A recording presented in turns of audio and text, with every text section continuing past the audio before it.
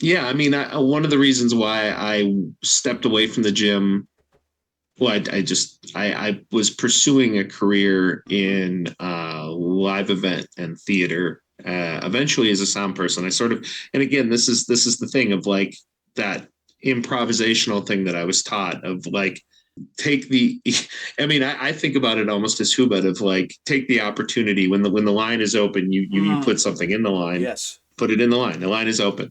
So I walked into the theater world.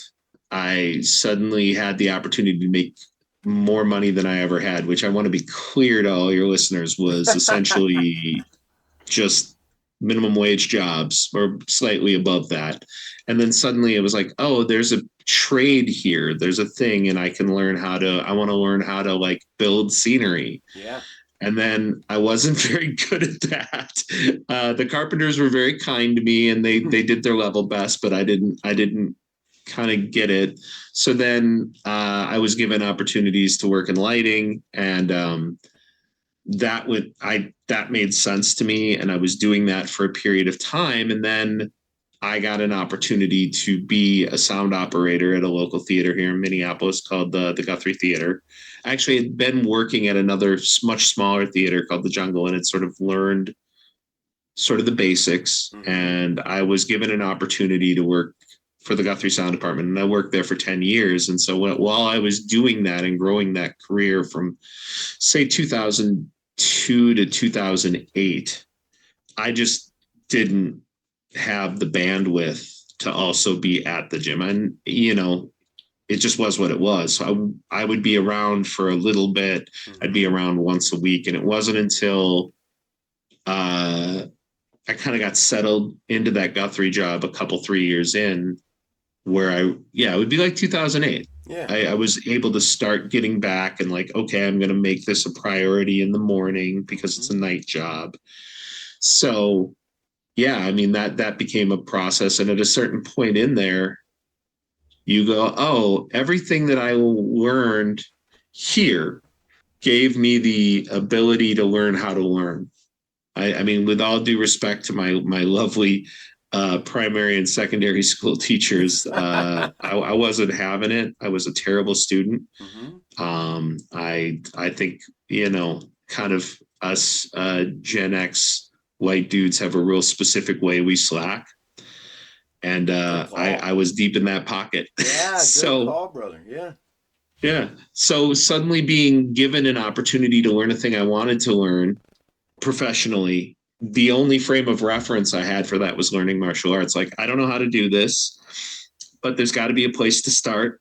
And then I got to find people who are willing to show me a thing, and Mm-hmm. then understand that it's going to be a process. And it still is. I mean, I'm recently sort of changed my role in the job that I have. And I went from being more of a general AV tech at the Minneapolis Convention Center to being somebody who specifically builds digital signage Mm-hmm. for all the building signs, overhead signs, and all of our digital signage. And it's like somebody would say, well, how did you learn how to do that? I'm like, well, I was given an opportunity by a really intensely cool couple guys who are like, we like you. We would be willing to work with you. You seem smart. Let's give it a shot. And then doing my level best to maximize that opportunity, which is all about at its heart, I'm breaking down how to learn After Effects, all the Adobe suite of Mm-hmm. products, Premiere Pro, Illustrator, Photoshop. I'm learning all of that the same way I approach martial arts, which is like, okay, well, what's the first thing I need to learn? Yeah. And then as far as the infrastructure piece, I just go, well, we're talking about video, but I have all of this background in audio, digital audio infrastructure. So I'm just going to take all of that knowledge Mm-hmm. and see if that gives me a place to start, and then change the things I need to change within it. It's like, that's literally what we do with drills. Mm-hmm. Like, okay, it's single stick. So I know that that corresponds to double stick or empty hand this way. Mm-hmm. Kind I mean, of that's, work yeah, backwards sometimes and go, oh, I don't know, but I'm pretty sure it's still a stick. And whether I have one or two, because yeah, there's got to be a common yeah, denominator and then work backwards. Yeah, brother, that makes total yeah. sense to me. Yeah. I mean, that's literally what it was. It's just like, it's all pattern recognition. We're just Mm-hmm. hopped up apes. And every so often when I'm around Rick, I like to tell him, I'm here doing this and able to do all these things because of you. And then I walk away really fast before either of us, before it starts to get dry in the room, Yeah. because He neither doesn't one like of us, that. He doesn't. no, He neither do I, man. Yeah, I know, but I mean, I'm a Midwestern Scandinavian dude. I don't want anything to do with that, man. it's so funny because he says, especially in those moments at the end of camp and all Yeah. those things that are like right here, From his and you heart, so deep yes, in it. and you want to tell him, but like he's like, I don't know, Yeah. okay, all right, Yeah. bye, Rick, Yeah. And I give him a lot of credit because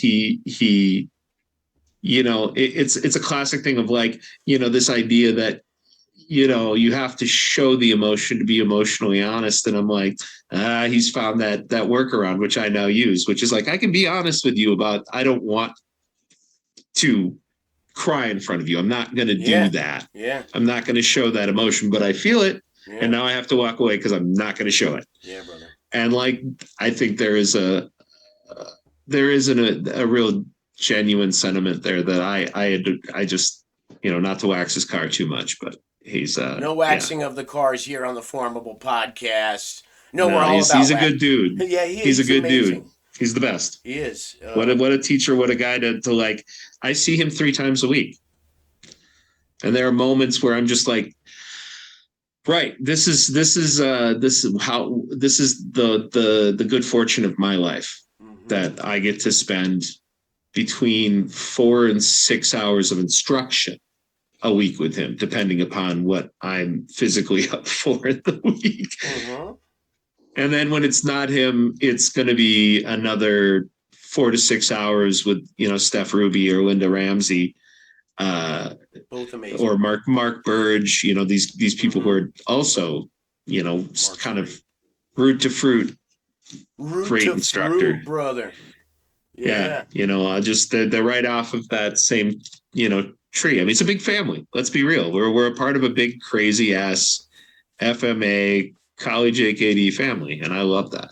I love it. Me too. It's really funny to me that you had said about the learning to learn, right? Through your passion for martial arts, because that's what gets us back. And sometimes you're going to go back away and life's going to happen, but the passion can